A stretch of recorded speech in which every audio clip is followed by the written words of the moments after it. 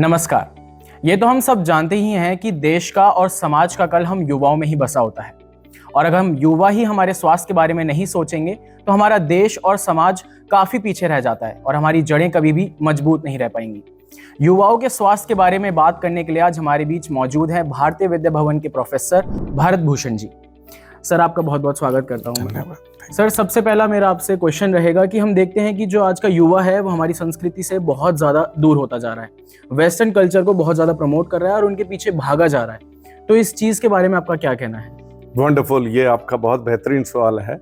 आज का अभी का जो टाइम पीरियड चल रहा है उसमें हम ड्रैग होते जा रहे हैं, अपनी जो कल्चर, अपनी संस्कृति से, अपनी धरोहर से दूर होते जा रहे हैं और अल्टीमेटली हमने देखा ये है दूर जितना हुए हैं उतनी प्रॉब्लमें हम, चाहे वो फिजिकली या मेंटली या इमोशनल प्रॉब्लम, हम ओढ़ते जा रहे हैं। ड्यूरिंग द कोरोना टाइम ये हमने सीख लिया है कि जितना हम दूर होंगे उतनी प्रॉब्लम बढ़ती जाएंगी और ये बहुत जरूरी है। और Bharatiya Vidya Bhavan is doing a wonderful job to reconnect a young generation कि अपनी संस्कृति के साथ जुड़ें, अपने मूल, अपनी ऋषि मुनियों की धरोहर के साथ जुड़ें, क्योंकि इसके साथ जुड़ने से अपनी फिजिकल, मेंटल और इमोशनल, फाइनेंशियल जो आप चाहते हो, जो आपकी एक्सपेक्टेशन है, वो सारी पूरी की जा सकती है अगर हम अपनी धरोहर, अपने कल्चर, अपनी संस्कृति के साथ कनेक्ट हो जाए। And this is thanks to Bharatiya Vidya Bhavan doing a wonderful job for this reconnecting. जोड़ने का जो काम है, युवाओं को जोड़ने का काम है अपने साथ, अपने कल्चर, अपनी धरोहर के साथ, ये बहुत बेहतरीन हो रहा है। सर, जैसे आपने कोरोना और पेंडेमिक एरा की बात करी और आपने बताया कि इसे फिजिकल, इमोशनल, मेंटल सेगमेंट्स होते हैं, तो जैसे मैंने देखा है कि युवा का जो होता है वो फिजिकली तो अनफिट हो गए हैं पेंडेमिक के बाद, तो उनका सोशली और मेंटली और मैं कहूँ स्पिरिचुअली भी कितना ज़्यादा फर्क पड़ा है, उस चीज़ के बारे में आप क्या कहेंगे? सी, बिफोर कोरोना बहुत ज़्यादा प्रॉब्लम थी, उनकी एक्सपेक्टेशनें ज्यादा थी, फिजिकली, मेंटल, इमोशनल काम कम करते थे, एक्सपेक्टेशन ज्यादा, वो मैच नहीं होती थी, फ्रस्ट्रेशन ज्यादा हो जाता था। लेकिन कोरोना के दौरान जब स्टैंड स्टिल हो गई सारी दुनिया, तो इसमें एक चेंज जो मैंने देखा वो ये था कि अब फिजिकली, मेंटली, इमोशनली धीरे धीरे ये अपने माता पिता, अपने गुरुजनों के साथ बैठ के ये पूछने लगे हैं how to tackle this issue, how to handle this issue. ये जो धीरे धीरे ट्रांसफॉर्मेशन आ रही है, जो यंग जनरेशन के अंदर आ रही है। पहले मैंने देखा कि जो स्टूडेंट यहां पढ़ने आते थे वो जनरली एक पर्टिकुलर एज के थे। अब यंग जनरेशन के लोग जो मल्टीनेशनल कंपनीज के अंदर, कॉर्पोरेट के अंदर काम कर रहे हैं, वो भी चाहते हैं ये सब सीखना। क्यों? क्योंकि वो मेंटली भी फिट रह सकते हैं, फिजिकली, अगर फिजिकली फिट है, मेंटली, इमोशनली फिट है, तो जो भी काम करेंगे उसका जो रिजल्ट होगा वो बहुत अच्छा होगा। रिजल्ट अच्छा होगा तो जो अपनी एक्सपेक्टेशन है, everybody do have a expectation, उन एक्सपेक्टेशन को जब पूरा नहीं होता तो प्रॉब्लम होती है। आप पूरा तभी कर सकते हो जब ये सारे फैक्टर्स, सारे हेल्थ के सेगमेंट अच्छे हैं, तभी आप अच्छे से कर सकते हो। सर, वैसे तो कई लोग अपनी फिजिकल जो प्रैक्टिस है वही नहीं कर पाते हैं क्योंकि स्टूडेंट होता है, वो अपने स्कूल कॉलेजेस में फंसा रहता है और फिर उसके बाद जो कॉर्पोरेट लाइफ होती है उसमें ही आदमी मंझा हुआ रह जाता है। तो इस चीज़ के बीच में हम फिजिकल, मेंटल, सोशल, इन सभी सेगमेंट्स को एक ही दिन में अपनी दिनचर्या में कैसे ला सकते हैं? सी, टोटल एक दिन में 24 घंटे होते हैं। वही 24 घंटे के अंदर if we make a proper planning of the time, तो इन्हीं 24 घंटे के अंदर हम कुछ ऐसा कर सकते हैं जो हमारी फिजिकल बॉडी के लिए, मेंटल बॉडी के लिए, इमोशनल बॉडी के लिए, सारी चीजों के लिए बहुत बेहतरीन होगा।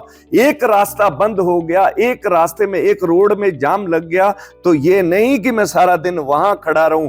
There must be alternate of that particular road. We must explore the other way to control, to have a good health, balanced health of all the segment. So एक versatile lateral thinking, versatile सोच का होना बहुत जरूरी है, जो आज की जनरेशन धीरे धीरे इसको अडॉप्ट कर रही है। सर, हेल्थ का एक सेगमेंट हमारी डाइट और हमारे खान पान से भी जुड़ा होता है। तो जैसे हम देख रहे हैं आज के युवा बहुत ज़्यादा जंक फूड तो है ही, बट नॉन वेज की तरफ भी ज़्यादा बढ़ता जा रहा है और हम ऐसा कहा जाता है कि हम नॉनवेज जो जब खाते हैं तो हमारे अंदर एक नेगेटिव एनर्जी आने लगती है। जैसा हमारा खान पान होता है वैसे ही हमारा मन और तन होता है। तो इसके बारे में आप कैसे कहेंगे? हमारी बॉडी, भगवान ने हमारे शरीर को वेज के लिए बनाया, जो वेजिटेरियन फूड है उसके लिए बनाया। हमारी इंटेस्टाइन, हमारी आंत बनी ऐसी है। हम अपनी जीव के स्वाद के कारण जो हमें दिखता है, हम उस टाइप का भोजन जब खाते हैं, और ये भोजन खाने से दुनिया भर की बीमारियां, आज मैक्सिमम बीमारियां आपके इनटेक से आ रही हैं, जो कि आप एक्सेसिव सेवन जो नॉनवेज का कर रहे हैं उसके कारण आ रही हैं। जबकि हमारे नेचर के अंदर बहुत सारी ऐसे, जैसे कि मैंने पहले कहा आपसे कि आपका किचन ही आपके लिए सबसे बड़ी औषधालय, आपके लिए एक मेडिकल की शॉप है जहां पे हर टाइप की चीजें मिल सकती हैं। देखना यह है कि अब अगर अपने आप को आप ट्रांसफॉर्म करके, जरूरत है अब सही टाइम में, राइट टाइम में, जब हमें ये सोचना होगा कि हमारा भोजन ऐसा होना चाहिए जो हमें मेंटली, इमोशनली, फिजिकली ताकत दे, हमारी सोच पॉजिटिव रखे, हमें हर सिचुएशन को लड़ने की ताकत दे, वैसा भोजन होना चाहिए। और वो भोजन कैसा होता है? वो नेचुरल भोजन, जो हिंदुस्तानी, जो भारत का एक्चुअल वैदिक भोजन है, वो भोजन होना चाहिए। और वो भोजन हम सब अपने घरों में बनाते भी हैं, खाते भी हैं, लेकिन अपनी जीव के चेंजेस के कारण हम थोड़ा सा आउटवर्ड हो गए और थोड़ा एक्सपोजर बाहर का ज्यादा होने के कारण हम इन चीजों को हमें कंट्रोल करना चाहिए अगर चाहते हो कि लंबे समय तक इसके इम्पैक्ट अच्छे रहे। तो सर, किसी भी स्टूडेंट को अपना करियर बढ़ाने के लिए या फिर अच्छे मार्क्स पाने के लिए स्पिरिचुअली भी उतना ही एक्टिव होना चाहिए जितना वो फिजिकली और मेंटली एक्टिव है? This spiritual health comparatively is much more effective as compared, equally very effective as compared to the other factors, other segment, whether it is a physical health, emotional, mental. हमें spiritualism, अध्यात्म की ओर जाना चाहिए। हमें अपने माता पिता, गुरुजनों के सुबह उठ के पूजा पाठ, हवन, मैं ये नहीं कहता कि आप सारा दिन टाइम लगा दो, लेकिन you must give a respect to nature, to इस धरती के ऊपर तमाम क्रिएशन के प्रति आदर, सम्मान भाव होना चाहिए। ये भी अपने आप में एक बहुत बड़ा एक स्पिरिचुअल हेल्थ का एक पार्ट है।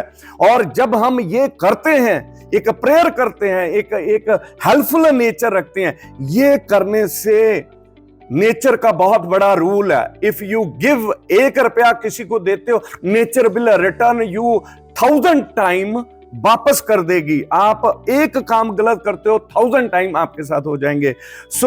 आपको ये देखना है कि आपको अब ये राइट टाइम आ गया, अब ये बिल्कुल सही सटीक टाइम है, जहां पे आपको ये ध्यान रखना है कि मेरी स्पिरिचुअल हेल्थ, मेरा अध्यात्म, मेरा जो कल्चर है, मेरे ऋषि मुनियों की जो धरोहर है, उनके पीछे बहुत बड़ा एक साइंटिफिक लॉजिक है जिसको हमें बरकरार रखना। ऐसा अपनाते हैं तो हमारी बॉडी के अंदर ओवरऑल चेंज आता है। सर, एक आखिरी क्वेश्चन मैं आपसे पूछना चाहूंगा कि हम देखते हैं कि आजकल सुसाइडल केस बहुत बढ़ गए हैं युवाओं में।